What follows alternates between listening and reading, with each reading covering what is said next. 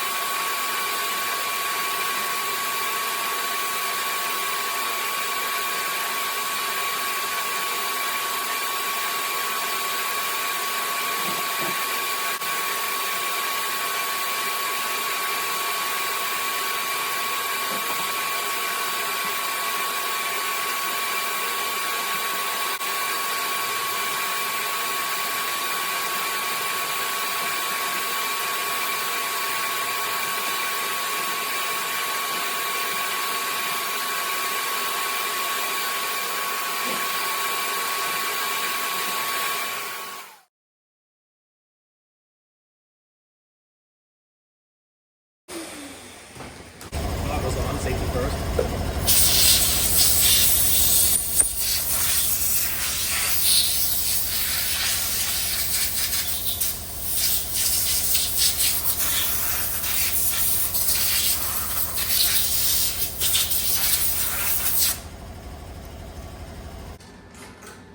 I feel like the archaeologists who unearthed King Tut's tomb back in the 20s or 30s. I just hope like them I don't unleash a disease that kills me within 3 days or something. But let's see what we got here. I just want to see what cylinder head this is. I know it's got roller rockers. I just trying to figure out what this motor is. I put a camera on the cylinders yesterday and I saw a partial piston number which does not jive with the LS7 engine, but things happen, I gotta go under it today too, and I'm trying to get the back wheels off, get the brakes freed up. I'd like to verify the harmonic balancer has the weights on it, cutouts for a 454 rather than a 427 or something else. So here's the first thing I say. I mean, it's clean as hell inside. It's got double stacked valve cover gasket. That's an old trick to clear roller rockers, which they did. Nice job, guys. Whether you can see it or not, I have my camera on my tripod. It's really clean. And they're 1.7 roller rockers. Can't quite see whose they are. I'm gonna guess Crane or somebody. The polylocks, which that goes hand in hand with roller rockers. I gotta back this paint out. I've got paint in there. The engine is K1274, the bell housing. This head is C2574. So I can believe that this is the head that came on this engine. I just have a suspicion they changed the pistons because when I picked up all the parts for the car, there was one spare piston. I looked the number up, it was a GM piston.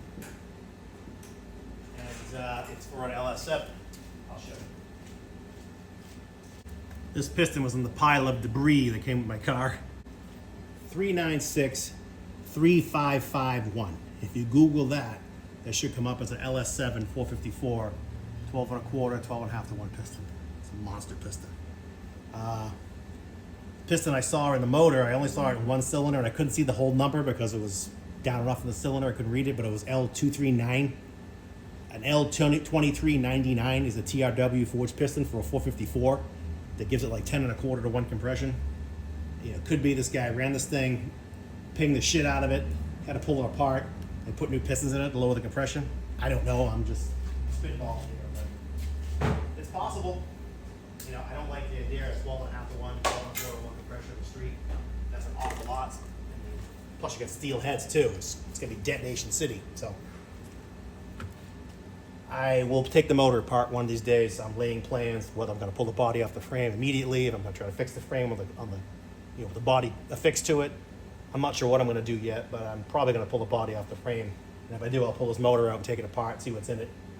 But anyway, I'm just doing my forensics work right now. So You see it, 627-9990. You probably can't see it. I can take my camera off the tripod and zoom in for you.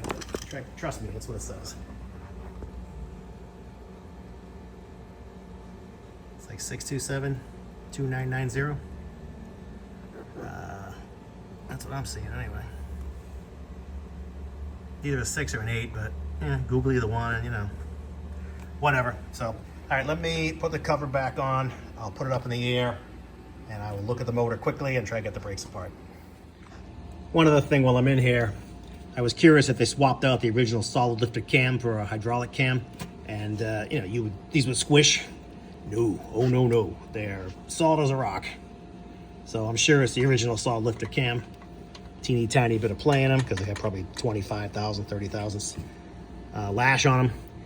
And the push rods are 7/16 push rods. That is a time-honored, you know, ancient big block Chevy thing. They used to put big springs in them and monster push rods. And nowadays they go back to 3/8 because there's just so much weight. You know, the old days, big block Chevys were really hard on springs.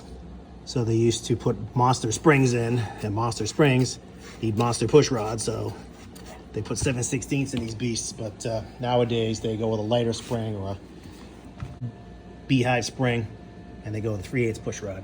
I took a quick detour and I pulled the cap off and rotors to see what's in here. It's electronic ignition. I didn't think it had points in it, but I wasn't sure. I don't know what this is. It's not a Pertronix, I don't think. I wonder if it's an old, I think Hayes Stinger was a popular ignition back then, but I don't know. I'll have to do a little research, see if I can figure out what it is. It's got 2 wires coming out of it, and it's got an MSD box in the wheel well. I don't know. It's got a loose advance curve, that's for sure. It's really loose. And the distributor, I'm gonna guess it's the original one from the 300 horse 327. There's supposed to be a band on it. I can't see it unless they took it off, but it will be down there. It looks like it's cast iron. The original distributors are cast iron. It's got the tack drive, the Corvette tack drive, so makes me think it's the original distributor or just another Corvette distributor. I don't know. My research continues. I got the rear brakes and the Corvette apart, and as I suspected, there was definitely some rust encroachment. I can't say the shoes were rusted to the hat of the rotor, but I can say that the rotor is very rusty inside, and I'm sure that it was an impediment to turning. You can see it's all rusted to crap in here. And somebody was in here at one point because on the back side of the rotor dust shields, it's written, you know, left rear LRS, left rear side, and the other one says right rear side, if you can see it. But somebody was in there. I don't know what they were doing. Must have had it apart. Made it's painted black right there. I don't know if that's OEM or if somebody was doing something and tried to beautify it. But anyway, so you can see some of my frame rot too. I don't know if I'm going to change this frame or what. I'm sure I could fix it, but it looks pretty scary. So I don't know. We'll see. When I bought the car, I hadn't got under it yet. There was a frame for sale in New Hampshire for $1,000. It was rotted similarly, but the rest of it was beautiful. Like I said, that's a very common spot, these Corvettes to rot.